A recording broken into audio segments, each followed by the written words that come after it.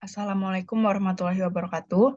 Berikut ini akan diberikan pembahasan mengenai soal ujian akhir semester tata letak fasilitas pabrik tahun 2022.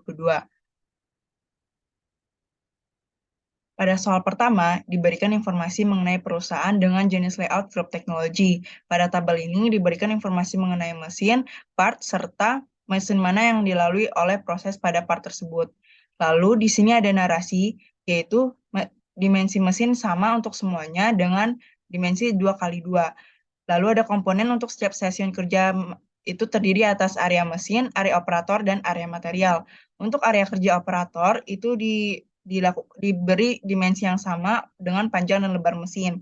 Dan area material itu diberi dimensi yang sama untuk setiap stasiun kerja dengan dimensi 1x1 meter.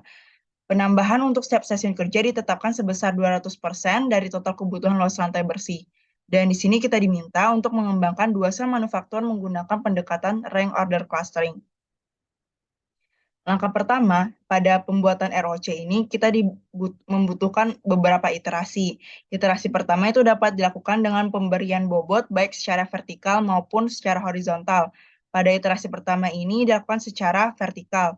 Dan di sini diberi bobot yaitu adalah 2 pangkat 0, 2 pangkat 1, 2 pangkat 2 hingga seterusnya. Lalu perhitungan bobot dapat dilakukan dengan pengkalian dari bobot tersebut dengan nilai dari matriks. Contohnya, pada bobot pada part 1 itu dapat dilakukan dengan jumlah 16 kali 1 ditambah dengan 4 kali 1 ditambah dengan 2 kali 1, sehingga didapatkan totalnya 22. Dilakukan hingga part ke-6. Lalu setelah itu kita lakukan pengurutan. Hasil dari pengurutan ini akan dilanjutkan pada iterasi kedua dengan pemberian bobot secara horizontal. Nilai bobot sama yaitu 2 pangkat 0, 2 pangkat 1, 2 pangkat 2, dan seterusnya. Perhitungan bobot juga serupa dengan menjumlahkan perkalian dari bobot dengan nilai dari pada tabel. Contohnya itu pada mesin 2, 32 dikali 1, lalu 2 ditambah 2 kali 1 ditambah dengan 1 kali 1. Didapatkan bobotnya 35. Lalu diurutkan kembali. Iterasi tersebut dilanjutkan hingga mendapatkan urutan yang berurut yaitu 1, 2, 3, 4, 5 seperti yang tampak pada iterasi keempat. Setelah didapatkan iterasi yang berurut ini, maka kita dapat melakukan pengelompokan sel, yaitu dengan sel pertama yang terdiri atas mesin 1 dan mesin 5, dan sel kedua yang terdiri atas mesin 2, mesin 3, dan mesin 4.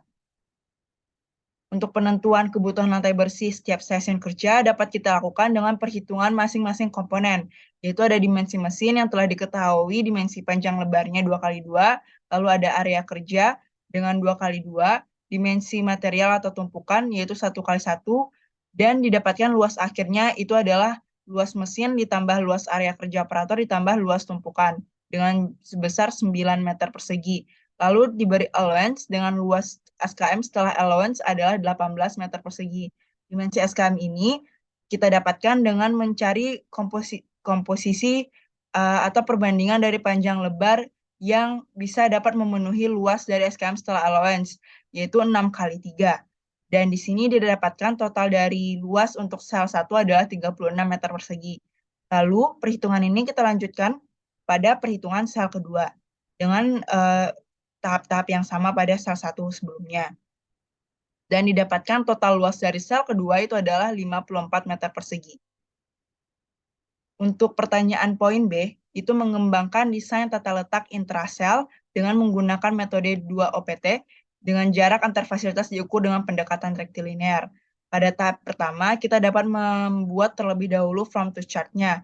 Di sini pada perhitungan sel pertama, yaitu didapatkan from to chart untuk pergerakan dari M1 ke M5 itu sebanyak 3. Ini kita peroleh dari melihat hasil dari pengelompokan sel, yang mana pada proses perpindahan M1 M5 itu terjadi 3 kali, yaitu pada part 3, part 4, dan part 6.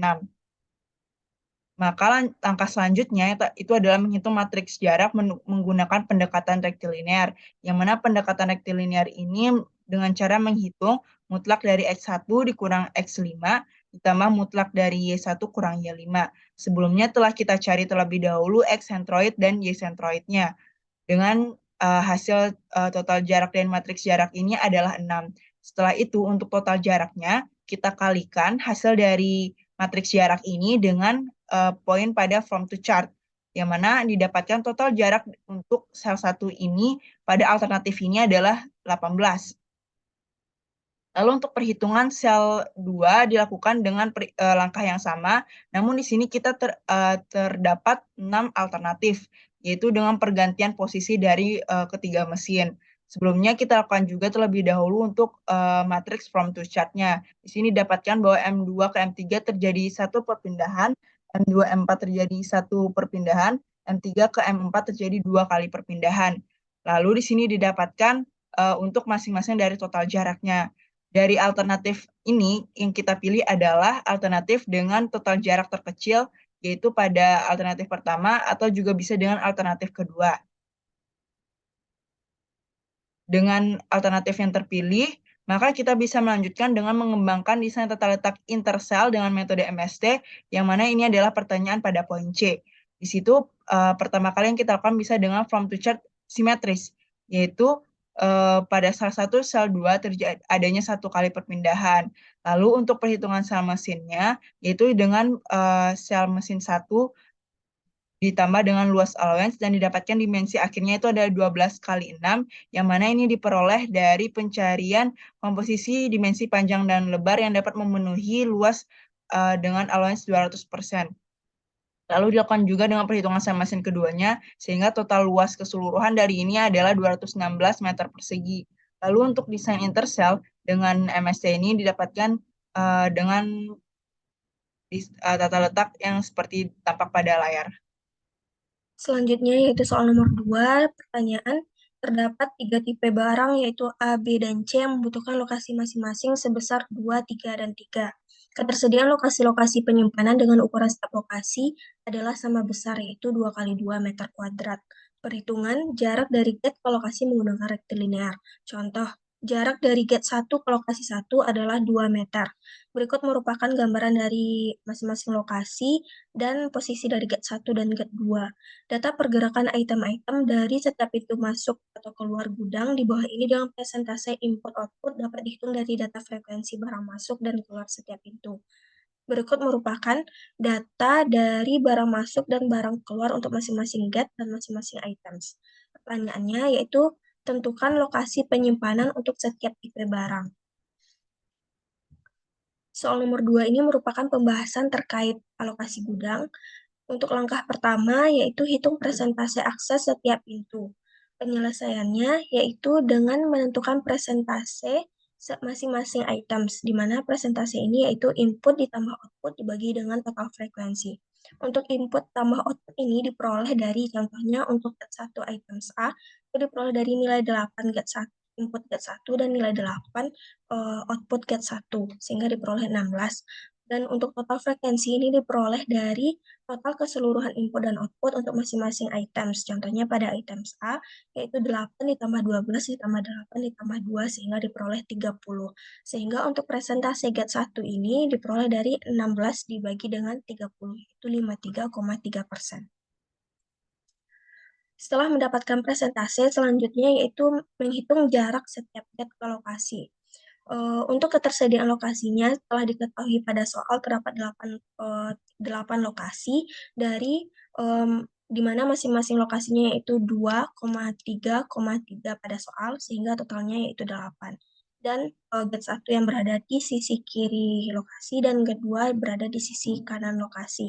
Sehingga untuk menghitung jarak lokasi ke pintu itu dengan menggunakan data ukuran lokasi yang sudah ada pada soal yaitu sebesar 2 kali 2 meter kuadrat. Sehingga dari get 1 ke lokasi 1 bernilai 2, get 1 ke lokasi 3 bernilai 6, 6 ini diperoleh dari 2 ditambah 2 ditambah 2, dan begitu seterusnya. Untuk menghitung get 2, misalnya get 2 ke lokasi 8 berarti berjarak sebesar 2, lalu untuk get 2 ke lokasi 7 yaitu 2 ditambah 2 yaitu 4. Berikut merupakan tabel rangkuman jarak lokasi ketiga. Nah, selanjutnya yaitu menghitung frekuensi dan alokasi untuk mendapatkan nilai indeks. Untuk mendapatkan nilai indeks ini, yaitu membagi frekuensi dan alokasi. Frekuensi telah diperoleh pada pembahasan sebelumnya, dan alokasi ini pada soal, di mana alokasi untuk item A yaitu 2, untuk item B yaitu 3, dan item C yaitu 3. Sehingga diperoleh nilai indeksnya A 15, B 10, dan C 10. Dari nilai indeks tersebut, kita dapat menentukan urutan yang mana urutan ini diperlukan dalam penyelesaian selanjutnya.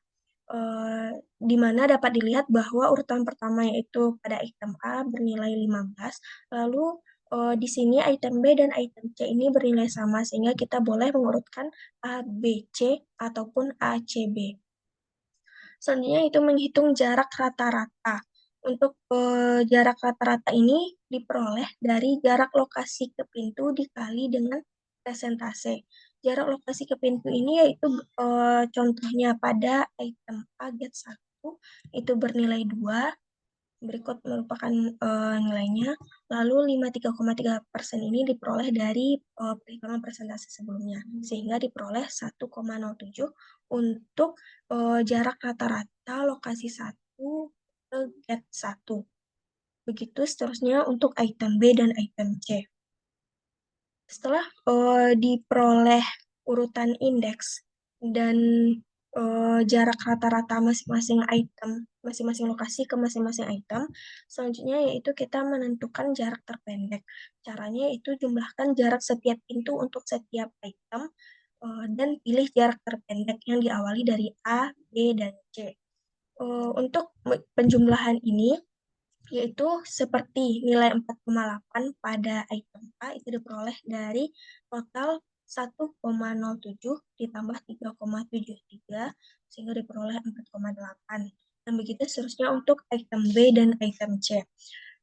Di sini jarak terpendek ini diawali dari A, B, dan C yang sudah diperoleh pada perhitungan indeks sebelumnya, sehingga yang pertama kita lihat item A. Di sini kita mencari nilai yang paling kecil untuk menentukan jarak terpendek.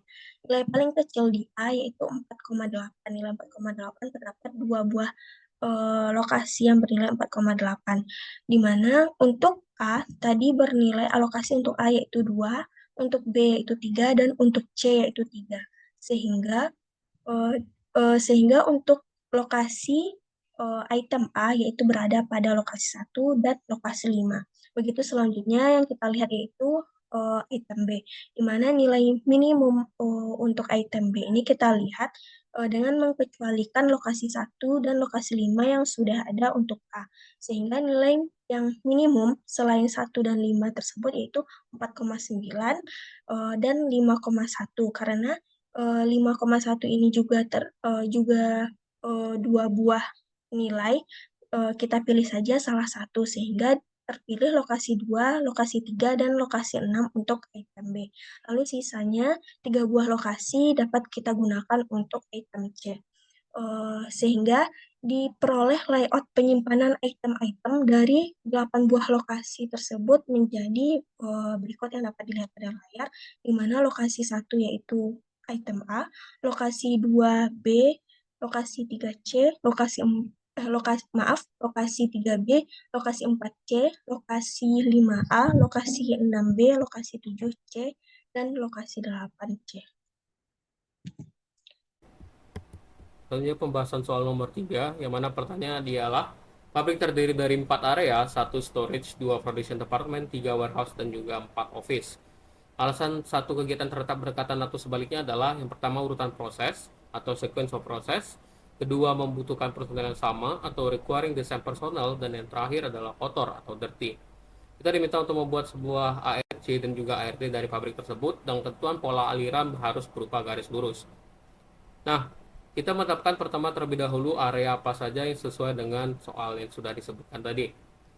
Selanjutnya bisa kita tentukan alasan tingkat hubungan terlebih dahulu. Kita definisikan masing-masing dari antar areanya ini. Bisa kita contohkan untuk storage dan juga production department, kita bisa berikan alasan nomor 1 dan 2. Dan begitu pun seterusnya. Setelah kita berikan alasan tingkat hubungan dari masing-masing area, kita bisa memberikan juga sekarang derajat kedekatannya, yang dimana antara A, E, I, O, U, dan X. Untuk alasan tingkat hubungan, kita bisa mendefinisikan bahwa untuk kode 1 dan 2 itu merupakan argumentasi yang positif atau yang menguatkan untuk antar area itu harus berdekatan. Sedangkan kode ketiga itu nilai negatif atau harus alasan tersebut yang membuat antar area itu berjauhan. Jadi karena kita lihat di sini alasan kita ada yang 2 poin yang bernilai positif atau yang berargumentasi kuat, kita bisa memberikan nilai kedekatan yang tinggi antara A, E, dan I atau O pun bisa. Cuman untuk 2 ini saya sarankan untuk yang 3 indikator teratas. Nah, untuk storage and production department kita bisa tetapkan bernilai derajat kedekatan itu E, sedangkan untuk production department dan warehouse itu I. Karena kita coba memprioritaskan yang mana yang harus lebih dekat di antara dua hubungan ini ya. Kita bisa mempertimbangkannya misal contoh seperti alasan yang pertama yaitu sequence of process, di mana sequence of process ini lebih sering terjadi antara storage dan juga production department dibandingkan production department dengan warehouse. Bisa jadi karena alasan itu kita bisa menguatkan salah satu dari kedua derajat kedekatan ini. Lalu yang selanjutnya kita bisa berikan satu indikator di bawahnya. Nah, untuk yang salah satu indikator atau argumentasi yang kuat, kita bisa berikan nilai O atau nilai netral.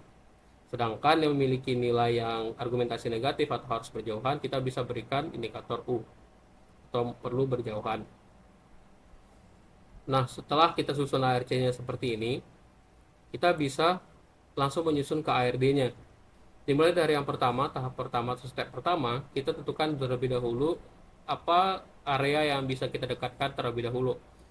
Nah, untuk area yang kita dekatkan terlebih dahulu itu dimulai dari memiliki tingkat derajat kedekatan yang tertinggi. Di sini kita bisa lihat kalau misalnya yang memiliki derajat tertinggi adalah storage dan juga production department yang memiliki kedekatan E atau sangat penting berdekatan. Nah, selanjutnya jangan lupa kita tambahkan juga hubungannya dengan area yang lain. Contoh seperti di storage itu memiliki kedekatan O pada fasilitas 3 dan juga U dengan fasilitas 4. Begitupun juga untuk production department. Selanjutnya kita tambahkan lagi apa yang paling mendekati dari antara kedua ini. Nah, selain E tadi ternyata ada poin I di sini yaitu dengan fasilitas 3. Yang kita bisa tambahkan fasilitas nomor 3 di sebelah si fasilitas nomor 2. Dan juga kita lengkapi untuk indikator masing-masing fasilitas yang lainnya. Nah, tersisa yaitu fasilitas nomor 4. Tentu kita harus mencari tahu apakah lebih baik dia berada di sebelah warehouse atau sebelah storage, karena yang diminta tadi dalam garis lurus. Kita lihat dari derajat kedekatannya juga, nomor 4 itu lebih memiliki condong atau lebih memiliki tingkat kedekatan yang tertinggi pada area mana. Kita lihat bandingkan antara storage dan juga warehouse. Untuk posisi 4 untuk storage itu berada di U, sedangkan di warehouse itu berada di O. Sehingga kita bisa prioritaskan untuk office atau area nomor 4 itu berada di sebelah warehouse. Jadi kira-kira untuk ARD-nya bisa disusun seperti ini dengan urutan 1, 2, 3, 4. Sekian pembahasan dari kami asisten TLP untuk soal pembahasan UAS tahun 2022. Kami mohon maaf jika ada kesalahan kata. Kami tutup. Wabillahi taufiq wa hidayah. Wassalamualaikum warahmatullahi wabarakatuh.